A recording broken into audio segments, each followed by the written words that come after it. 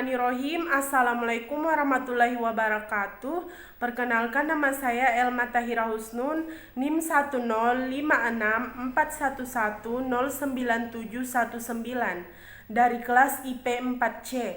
Di sini saya akan memenuhi salah satu tugas final dari mata kuliah ASEAN Studies, yang dimana saya akan membahas mengenai tugas kelompok saya, yaitu tentang isu-isu keamanan di Asia Tenggara.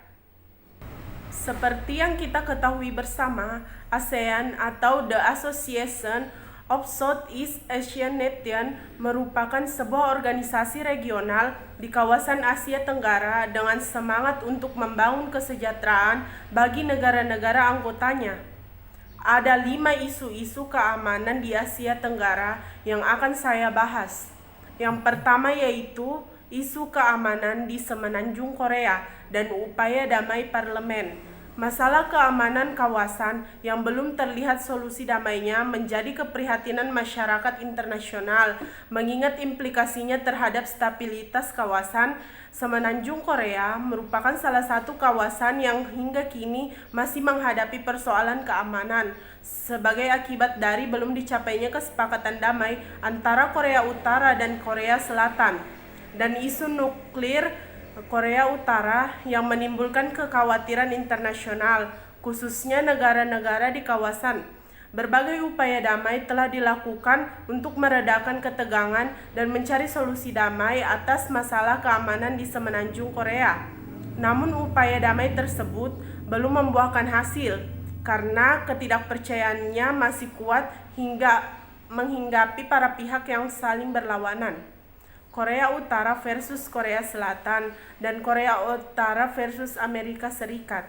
Tidak mengherankan jika kemudian aktivitas propaganda dan retorika di antara pihak yang saling berlawanan terus berlangsung, termasuk aktivitas manuver militer sebagaimana yang terjadi belakangan ini. Kemungkinan pecah perang baru pun menjadi kekhawatiran internasional. Yang kedua yaitu isu perkembangan Laut Cina Selatan. Isu keamanan tradisional yang berkembang di kawasan Asia Tenggara, dalam hal ini terkait dengan konflik Laut Cina Selatan, merupakan sebuah realitas mempertahankan wilayah kedaulatan masing-masing negara yang bersengketa.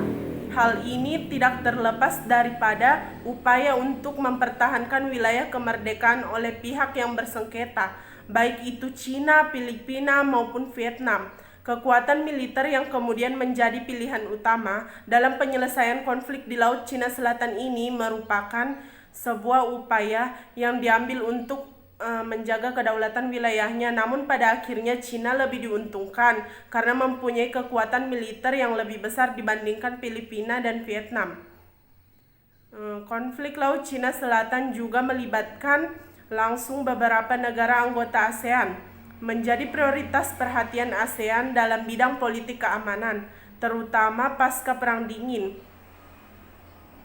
Kerawanan kawasan ini menciptakan dilema keamanan yang pada akhirnya mengancam stabilitas keamanan kawasan ASEAN. Ketiga yaitu isu trilateral pengamanan Laut Sulu dari potensi ancaman ISIS.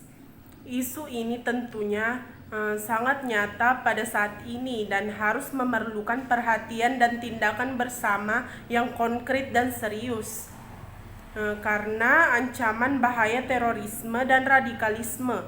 Ancaman terorisme dan radikalisme merupakan ancaman yang bersifat lintas negara dan memiliki jaringan serta kegiatan yang tersebar dan tertutup, sehingga dalam penanganannya sangat memerlukan penanganan kolektif dan tindakan bersama-sama melalui kolaborasi, kapabilitas, dan interaksi antar negara yang intensif, konstruktif, dan konkret.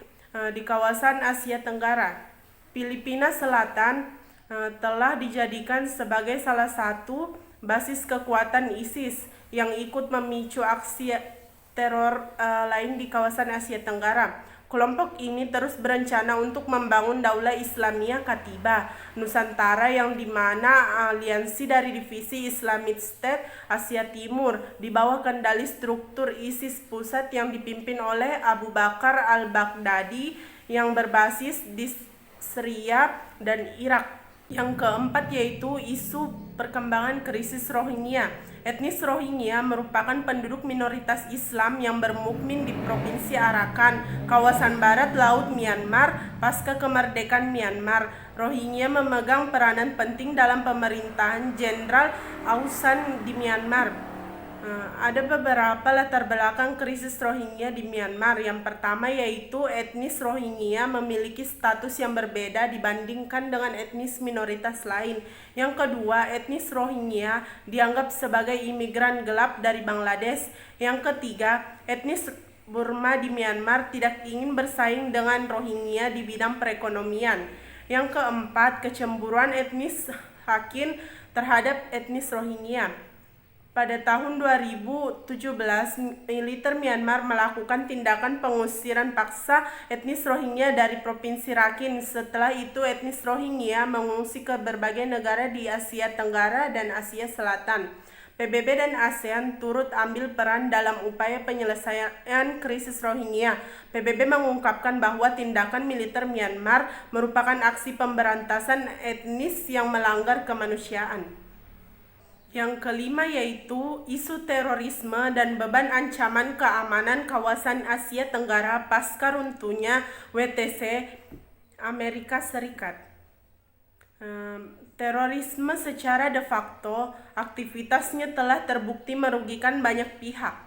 Di pihak lain, kebijakan Amerika Serikat perang terhadap terorisme berimplikasi terhadap semakin beratnya beban ancaman keamanan negara-negara di kawasan Asia Tenggara, di mana kondisi real negara kawasan Asia Tenggara telah lama berhadapan dengan masalah-masalah yang berkaitan dengan ancaman tradisional maupun non-tradisional sebelum adanya ancaman terorisme. Suasana demikian bagi negara-negara kawasan Asia Tenggara menimbulkan situasi serba dilematis antara kemiskinan, pengangguran yang dapat mengancam survival sebagai negara di satu pihak, sedangkan di pihak lain ada kewajiban untuk memberantas terorisme. Belum lagi jika berhubungan dengan stigma yang berkembang bahwa teroris dikaitkan dengan Islam, membuat ketegangan baru antara pemerintah dan rakyatnya di negara-negara yang mayoritasnya Muslim. Kondisi ini merupakan salah satu variabel yang ikut berkontribusi negatif dalam rangka pemberantasan terorisme di negara-negara kawasan. Harapan baru ditujukan kepada ASEAN sebagai wadah negara-negara kawasan Asia Tenggara yang agar mampu mengimplementasikan sebuah security community maupun ekonomi community. Dari pembahasan-pembahasan yang saya jelaskan tadi dapat disimpulkan bahwa ASEAN sebagai suatu organisasi regional pada masa awal terbentuknya telah menyepakati adanya kerjasama keamanan antara anggota-anggotanya. Tetapi pada faktanya kerjasama keamanan tidak dapat dibentuk secara optimal karena masih adanya rasa bermusuhan dan keinginan menyerang satu sama lain, dan juga prinsip non-interference yang mengakibatkan melambatnya penanganan konflik keamanan. Perdamaian dan stabilitas keamanan merupakan sebuah agenda penting dalam perkembangan ASEAN yang juga harus dicermati dengan lebih seksama. Apabila dalam hal tersebut ASEAN sukses dalam menangani kedua hal tersebut, maka akan meningkatkan posisi tawarannya di arena internasional dan membawa masa depan yang cerah bagi sebuah organisasi di kawasan Asia Tenggara yang sebelumnya tidak diperhitungkan peranannya dalam kancah pergaulan internasional. Mungkin itu yang bisa saya sampaikan. Lebih dan kurangnya mohon dimaafkan. Billahi fisabilil haq fastabiqul khairat. Assalamualaikum warahmatullahi wabarakatuh. Terima kasih.